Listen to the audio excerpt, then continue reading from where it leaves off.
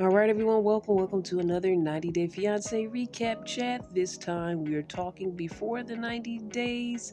90 Day Fiance is a reality show that follows couples. One person's from the US, another from the other country, and they navigate, our regular relationship issues, plus cultural barriers, language boundaries, the whole legal system and trying to become man and wife and going through the 90-day K1 visa process. Again, it's called 90 Day Fiance, and there's many spin-offs of the franchise, but this one we're talking about is before the 90 days.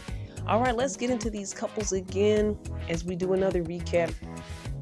Sunny and Bea, they made up all right. They made up 3 times. So she went from being uncomfortable with playing out some of the things they did online with each other to just they did it 3 times. And now it's weird after they had this night together. She wants to suggest that he meets Rory.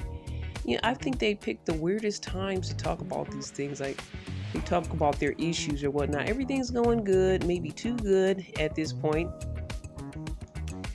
She said, well, I think I've proven myself to you. So at this point, you shouldn't have a problem with meeting Rory. I've proven that I love you. I want you because of this 3-time thing we just did. He reluctantly says, okay, let's do it. They meet at the pool hall. Actually, the initial meeting was pretty nice. Rory shakes hands with him. Was like, hey, how you doing? He initiated that. Then he tries to get it a little bit. Sonny gets a little bit feisty at the pool table, trying to, show who's the better man, who's going to win, so to speak. And Rory apologizes about the whole situation of him even being there. They're being pretty civil at first. Then I think he asks Vea, well, at this point, now that we've solidified us, you can send Rory home. She's like, no, I'm not going to send him home. So then Sonny gets all upset and says this is a BS situation, that Rory shouldn't even be here, and exes don't talk to each other. In my culture, there's no involvement any longer with an ex. But again, Vea's like, I don't want him to leave. She wants them to get along. And, they get kind of heated. Sonny uses some choice words. Rory uses some as well, but I think Sonny gets a little bit more heated. And he's telling Vea, you need to choose which one. So they get in a fight again. He storms out of the pool hall. And it's like the same scenario from the other day before they made up. For me, with Sonny and Vea, I understand the trust issues. And, she's trying to fix what she started by not being honest with him in the first place, that her ex was there with her on the trip. And though I understand she's never been out of the country, he's there to support her in that. And she really doesn't know what's going to happen. I don't think it's really safe for a woman to travel alone, but I've mentioned previously she should have found a family member, a family friend. It could be another female to travel with her, somebody to be her backup versus her ex-boyfriend. There had to be someone else that could be there, unless she thought, she needed some manpower against Sonny. And if you feel that way, I don't really think I'd like to meet a person like that if I feel I need a male backup. Backup I get, but particularly a male, particularly the ex, yeah. And the whole 3 times makeup thing, I think that was a little bit excessive. I think for me, Bea was trying to prove a point. I feel like she gave a little bit too much, and maybe she felt comfortable with doing that at the time, but some women do that because they don't want the guy to leave, and she already messed things up. So she used her body to kind of keep him around. Not saying that was what she did particularly, but some women do that if they get into a fight with their significant other. It's not just makeup. They're not just doing it to make up, but they're doing it to kind of fix things. So hopefully the person won't leave. If it's that type of situation, it's not healthy to be in that type of relationship anyway. If you feel like you have to do that to keep someone around, I don't think it's a good idea. Uh, And because she was so reluctant earlier, that's why I say that, because she was really reluctant. But then since things got really messed up, he threatened to break up with her, and then she felt like she had to do something, make a big sacrifice. And I feel like maybe that's what happened. Now maybe she was into it, I'm not saying that that's not true, but again, there are people that use it, namely women. They use their bodies to try to fix situations and keep people around. And if you have to do that, again, as I said, it doesn't sound like a good situation. So I hope that's not the case. Let's see what happens next with these guys, because it seems like we're going in the same circle. It's deja vu. We're back to the beginning all over again. I don't know if these two are going to make it, but it seems like they will make it with each other at least 3 times. They have. Sonny even says he doesn't feel innocent anymore, and Vea's like, well, you don't feel innocent, it seems like you knew what you were doing. So I'm a little wondering what Sonny's background history is. According to his religion, he's not supposed to be sleeping with anyone outside of marriage. I know that men have been customarily been doing this, and according to the Bible, as Christians, men probably do it more than women, but we know we've all participated. But it seems like women are more protected in that area, and men are kind of like they can do whatever. And I wonder if Sonny's that type of guy, and if he's really respecting his religion. All right, let's go next to Joe and Magda. They're the new couple in the house, in the place. Joe woke up late for his flight. They left us with a cliffhanger last time. We were like, Joe, is he standing up his potential partner Magda? She did mention that, hey, probably not going to sleep with you until I make it to America, so you're not going to play me like that. So that kind of put him off guard. Honestly, at the end of the day, he said he overslept. He finally opened the door, and he wasn't trying to bail on the situation.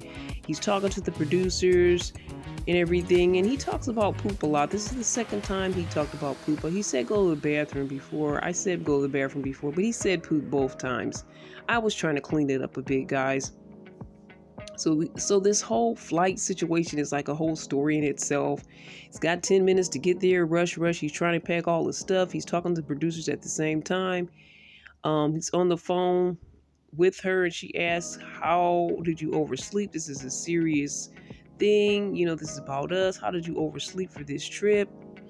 Whatever the case, he overslept. It looks like the producers are taking him initially to his flight, which I'm like, hey, that's a great perk to have these producers around, so they can get you to your flight. Not really sure if that was the case, but as they were going, he's like, you know what, we got to turn around. I got to get my passport. So then they have to go back. Even though he's already extraordinarily late, they have to go back. He's dropped off again, but this time looks like it may be an Uber or something, and we're seeing him get out of an Uber or something like that. It looks like a different vehicle. So will he make it? Meantime, they show a day before. They show Magda playing volleyball. She has her little outfit on, her little trunks. It's a little bit revealing. Her and her friends are playing volleyball. She's the best player. And that's her life along with her dog. And her dog looks pretty scary. Looks like I think that's a German Shepherd pit vibe the dog is giving me. And it looks like they have a loving relationship. She's training him, but he looks scary.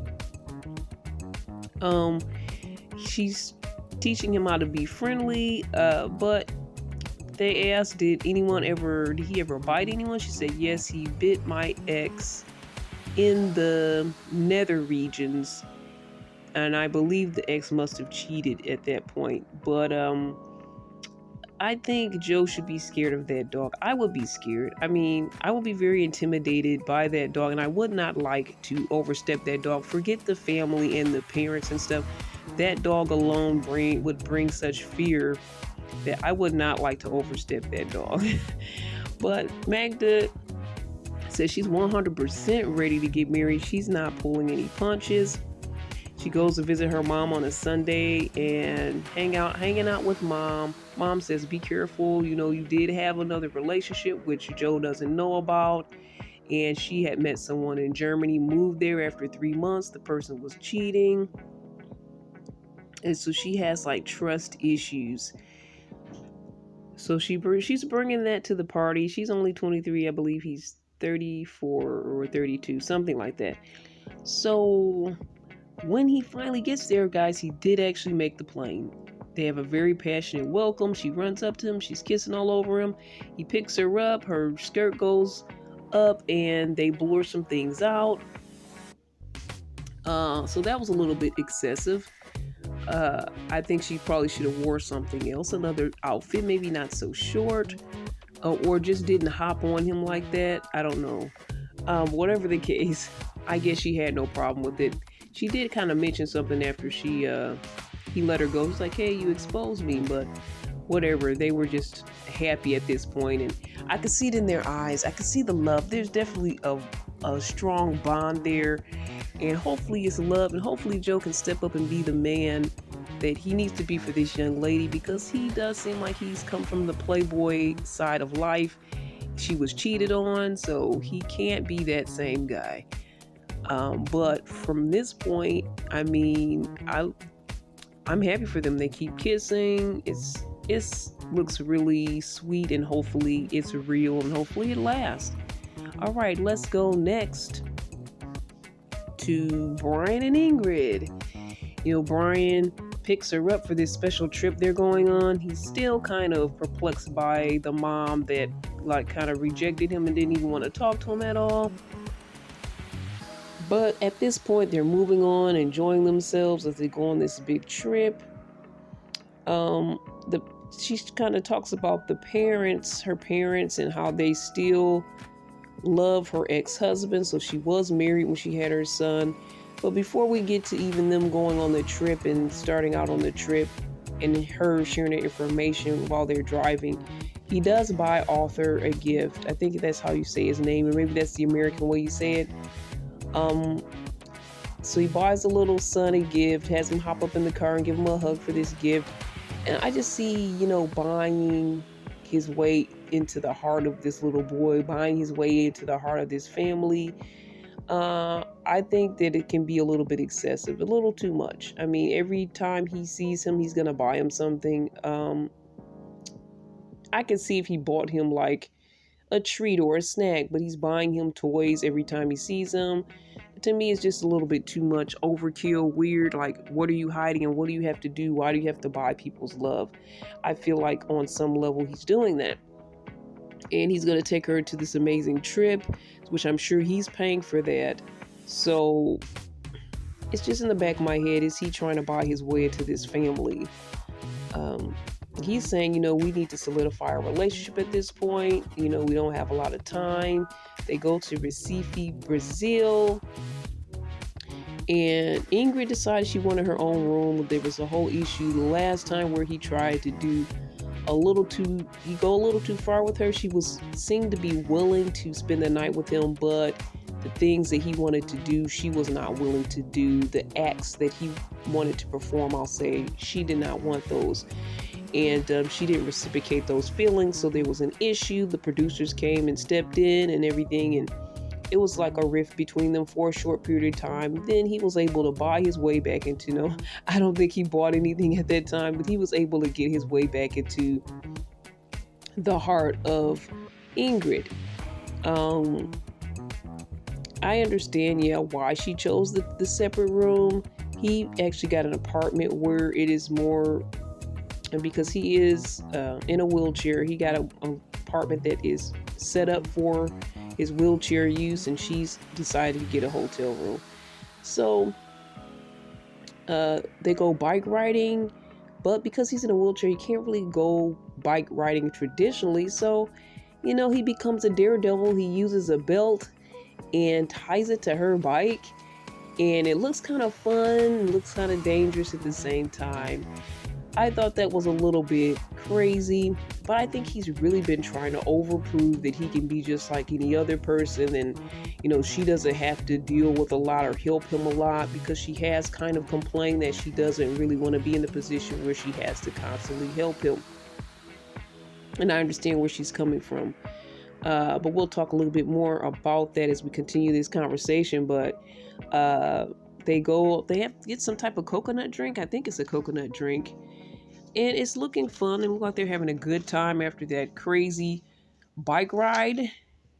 Uh, and she kind of gives him credit for like, hey, he's innovative. He thinks of different ways to do things. And it's kind of a good thing that uh, he's not stuck in a box and is like, because I'm in a wheelchair, I have to do this. But he comes up with different ideas. So she kind of respected that, which I thought was cool. But I also thought it was dangerous. Okay, that's just my thoughts. Um, he's trying to see what else will happen. They kind of talk about the future and marriage. And she says, she's up for that type of situation and scenario. She does want that type of thing. He's trying to push things further as far as let's get back to this love thing that we're supposed to be building and forging. To me, I feel like he's trying to come on as far as make it sexual, but he may not be. She took it to another place where she's trying to make it more serious of a relationship and not serious in the bedroom, but serious in life. We're going to spend our life together. And she said she'll fight to be with him despite all the obstacles. She really wants to give it a try. And he was telling the producers, as he ages, he's going to need a partner in life, and he's going to need some help. And she's like, well, I'm willing to help you, but, only so far. I can't really do everything. I can assist you on some level, but not everything. So he's like, okay, I can understand that. But part of him is like, he's telling us, the producers, it's going to just be, especially as I age, you're going to have to do things. We're going to have to take care of each other. You're probably going to have to take care of me. So I need someone that's open to be able to do those type of things. So hopefully she may feel that way in the future, that she will be open to, really doing some caregiving if she has to. Now, I understand where he's coming from and where she's coming from, because of course, when you age, it's till death do us part, sickness and health. I mean, there are going to be some things you're going to have to do that you really don't want to do, especially as your partner ages. And because she's younger, she's going to have the burden of that. But also because he is in a wheelchair, she's going to have to help him in certain ways as well.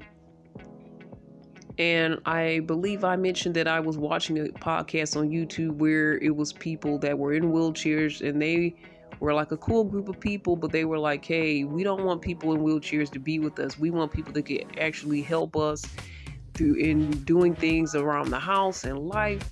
So I wouldn't want someone to choose me that's in a wheelchair because they see me as someone that's going to help make them more able-bodied.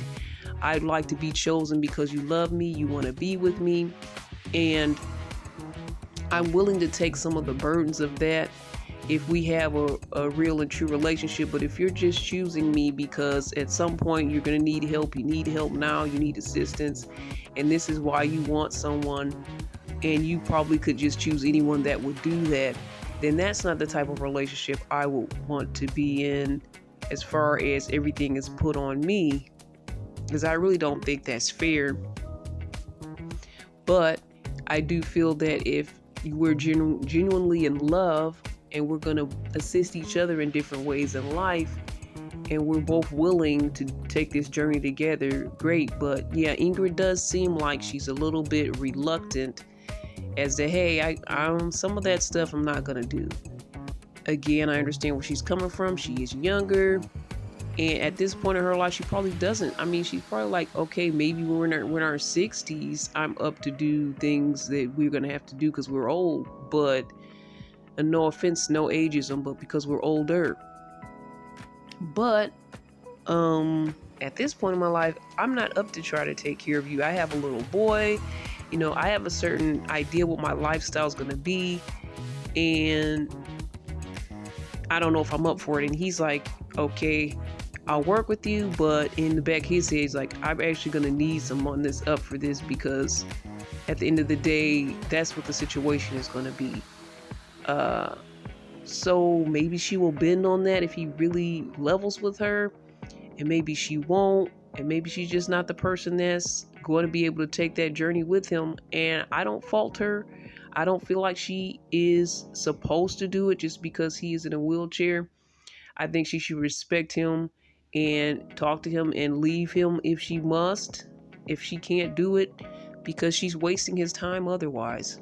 They're wasting each other's time, and the way that he's mistreated the relationship and has not been honest, I feel like he has really been wasting her time, honestly. So I don't know what's next for these two. Will they work? Okay, Renee and Chitty, I thought they were done, and they're done for all intents and purposes from what I see, but they're still covering them and talking about them, and she's actually leaving, finally leaving at this point. They're showing her actually leave. So they're having the closure, I guess, that they need, at least in this series, when it comes to Renee and Chitty. She's going home. At this point, she's playing the victim, saying he treated her wrong.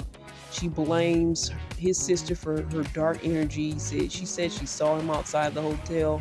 I'm sorry, she saw the sister outside of the hotel, and her dark energy played a part in what happened between her and Chitty at the hotel. But they were just basically saying goodbye anyway, even though Chitty seemed like he was trying to open the door for more.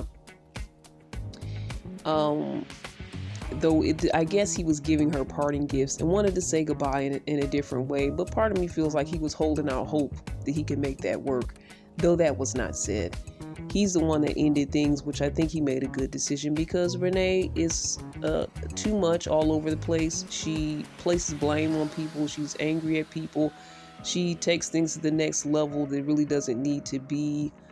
So I don't think that someone that's blind, that already has challenges, needs someone like that that's going to add excessive stress to their life. I wouldn't trust her with anyone, to take care of anyone.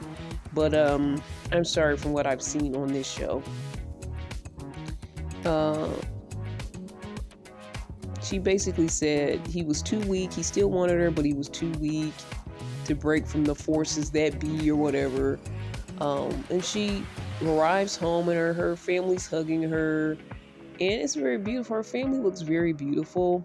And she said, I'm sorry, let me go back. She basically said that Chitty chose his family over her, and Chitty's kind of mourning the fact that the family says she's not good for him, and they're like, will you chase her?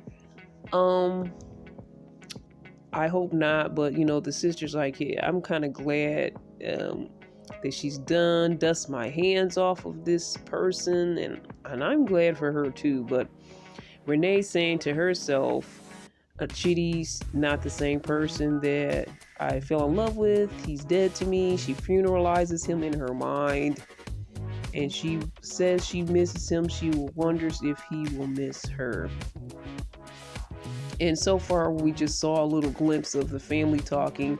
He misses her, and he is heartbroken, but yeah, I think he made the right choice.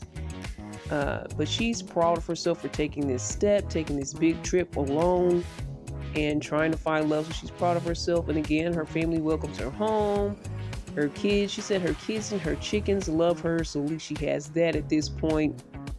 And she's kind of done with dating unless she can find an alien or a high-tech monkey, because they are better than humans. I think she said something like that before. She said an alien or a high-tech monkey to be her partner. I'm not sure what the monkey, why would you want a monkey? Even if it was a high-tech monkey, I'd like something at least on my level of humanity. An alien may be considered on a higher level of my humanity, but a high-tech monkey, that's crazy. I thought it was a funny way to wrap things up. And I'm going to have to use that high-tech monkey thing in the future, because it is crazy these days. It's hard to find anyone, but I do not want a monkey. I'll take a high-tech something, but not a monkey. All right, now let's go to Faith and Lauren. He buys a few items for her when she gets there. They meet the family, and he makes a good impression at first. At this point, he wants out of the friend zone, so he's trying to do his best to impress them. When they get to Faith's home, the family gives her a huge hug. They're so excited. Um, Faith also has a trans sister. I think her name is B, or BEA is how you spell it. And she kind of said, I followed in the footsteps of my trans sister because I saw them putting makeup and stuff on, and like I was gonna do that too at some point. Um, the mom says he's handsome, thanks him for the gifts. I think it was firewood that he brought. Um, and B, the trans sister's like, I'm glad you finally bagged an American. That was a big deal. Not finally, but you got you an American man. Being trans, that can be difficult, is what she was saying, because just being trans in the Philippines is difficult, and it's hard to meet people and find people that accept you. So they have this nice meal, and he said the food is good, and they kind of think the way he eats is weird. He puts the plate up to his mouth at each bite, which was kind of different. I guess he's trying to get all the crumbs with his mouth. It didn't look too horrible, but it's just kind of different looking. The food, he says he's not going to complain, but something was missing in the flavor, was his thoughts. And when she introduced him, she says, they're just friends. And, they have good intentions. She has good feelings about him. Like, she's answering these questions for the family, but they don't know all the issues. They're basically charmed by him at this point. So, the next time that Faith meets with her family alone, she talks with her sisters, and Lauren's out doing something else. They have sister talk, and she basically says she's embarrassed about this situation, and she's not sure if she wants to tell them. And they're like, we're sisters, come on, you can tell us anything. So they say, she says, Lauren has the STD, and that he sleeps with his friends and sleeps with others. And that's why I said, we're just friends at this point, because we have to get this trust back. And the sister, one of the sisters who was born female, says that I really wouldn't accept this, but Rhea, who's trans, says, because you're not gay and you don't have opportunity with the foreigner, that's why you say that. But it's difficult. It's more difficult to find good relationships when you are trans or gay, especially with someone who is a regular male, is what B was saying. So I hope I'm not getting you guys too confused with the way I'm explaining this. I'm trying to get it out properly. Even though B says, I would have second thoughts about the situation, but I would accept them. And Faith is like, well, okay, I understand what you're saying, but just because haven't been born a woman, does that mean that I don't deserve to be loved like a real girl? Well, I like the way that she put that. So that was the crux of the conversation, and B is really fighting for this relationship for Faith, basically saying, you have someone that's from America, and you should be happy, even though they're playing these side games with you. Just try to make it work. And I feel like I'm glad that Faith feels like I have a little bit more fortitude about myself. I have a little bit more pride in myself, that I wouldn't just take any type of relationship, because I deserve better than this. Just because I'm in the LGBTQ community doesn't mean I should just take any type of man just because he's from the US, and just because he's just a regular man, as if that makes him better. So I like the way Faith's mindset is, though I understand B's mindset as well. And I see that B probably hasn't had as many opportunities, still living in a small town in the Philippines, while Faith has been able to go out to Manila and try to kind of forge a life for themselves. So I like to see the contrast of this. I was surprised to see that Faith also had a trans sister, but to see how they had different opinions and thoughts. And I'm like, another thing in my head was like, B looks like they might take Lauren for themselves. I mean, hey, if you don't want him, like, I feel like B would do that.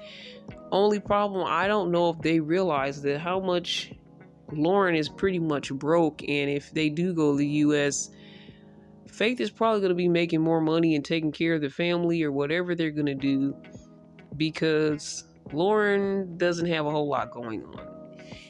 And for him not to have a whole lot going on and he's sleeping with multiple people, it's difficult. Like, I understand when somebody who might be low income and not have a lot, but if they also don't have any standards or good moral character value either, it's like, what is the value of this person and what are they going to bring to my life? Is it going to be more problems and struggle, or is it going to be something better? Because I'm not seeing it with Lauren. So that's my last thoughts on this when it comes to this couple. There's going to be even some more surprising things that it looks like Lauren is going to do within this relationship. So I can't wait to see what's coming next for them. All right, Vanya and Bojo, we're going to end with them. And Vanya calls her cousin on video call and shows her the plant that Bojo got her versus flowers, and she would kind of feels like she was downing the plant, even though she was like, the plant, well, at least the plant will last longer than flowers. But I guess it was all the whole thought of him kind of friend zoning her in the first place. But that's why she's calling her, that's her cousin, about the whole friend zone situation. Once she got up there, he showed so much attraction to her while they were online, but once she got up there, he's like, he doesn't feel it yet. He feels strong feelings toward her, but more on a friend side. And the cousin says, well, look at him though, he is inconsistent. You know, he did break up with you to be back with his ex, and then he took you back. So what's up with this guy? Is he hiding something? And she does throw out, is he seeing his ex still? So on this trip, or this day, for the two of them, they're going to meet his friends. So she's like, I'm going to try to get the tea from his friends and see, really what's going on with him. So after they meet her, they seem to like her. They say, they seem to be a perfect fit. He's saying her outfit's a perfect fit. She looks amazing. She's dressed all pretty in pink. So it looks like, he's complimenting her. He makes a lot of weird American references, saying like, what does he say? Like, they're different pairs, like Bonnie and Clyde. He didn't say that, but just different pairs. Like, what is it? Boo Boo and Yogi and Boo Boo, and like he made all these references of what their friendship, partnership, relationship is like, or he wants it to be like. But they're on their way to meet the friends. So we see that one of his friends is huge. I mean, they played basketball together. He's 7'2", and Vanya's a tall woman, especially compared to Bojo. That 7'2" guy looked so huge. I was like, wow. The friends say that, she's like, so what's Bojo's type? He's like, you are his type. You look like his ex, technically. So, again, that brings up the question, is he trying to replace his ex with her, or is she still in the picture? And the friends are confronting him, saying, to be honest, tell her the truth about this. And he's like, well, she asked, so who broke up? And he's like, she broke up with me. She's moved on. So what's the problem? Even the friends are trying to figure out what's the problem. And Vanya's getting really upset about the situation and even using a bit of language on how he's treating her. They're telling him to at least give it a try. One of the friends, like the really tall ones, like, do like a 24-hour lock-in where you guys just spend time with each other, not just go see the sights. She wants to spend more time with him instead.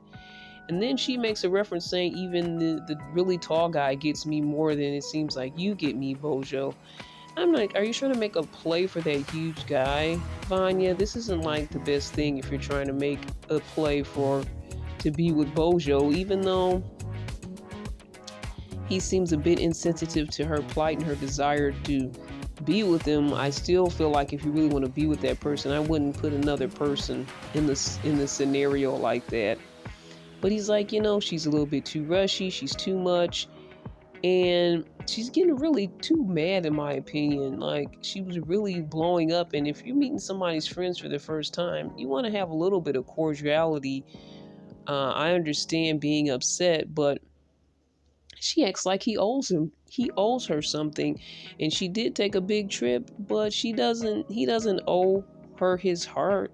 Like, he's supposed to organically be able to connect with her heart, and she's like, I understand her upset, but it's just she's being too much, honestly.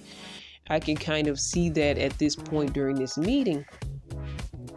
He puts his hand on her. I thought he was going to tell her some positive things, but he's like basically telling her, well, if you feel that way, then why don't you just go back to your apartment and spend some time alone? We don't really need to spend any time together anymore. He's basically telling her to go home. And she gets so mad. She's like, I don't need this. She gets her coat and she's off. She's walking out of the pub or the bar, whatever the place is. So she's supposedly done, but I was a little bit surprised. Like, it's basically just like, you know what? You need to go home. Like, one thing you probably should be careful about is making fun of a guy in front of his friends. He's got all male friends here, and you're messing with his ego. Now, I'm not politically correct with men and like, hey, do this for the man, but I'm saying even just generally because you're just meeting people for the first time, you don't want to come off in a certain way. And she came off a little bit spoiled, a little bit mad, a little bit entitled, like she deserves this guy's heart. And maybe she feels that way, but she needs to play it down some because you're meeting new people for the first time. This is your first impression. They seem to be cool with her, but she, to me, was a little much, and even a little much for Bojo at this moment. So I don't even know whose side I'm on at this point. I'm kind of losing Vanya's side and leaning more toward Bojo's side. But I hope that they can find a common ground. I hope that they can figure it out. And I hope that she just doesn't stay alone for the rest of this trip because Bojo is out. So what are your thoughts, comments, questions? Email me at cbiztv@yahoo.com. That's cbiztv@yahoo.com, where we talk faith, love, and trends. We'll talk again. This is Irene. All the best. God bless.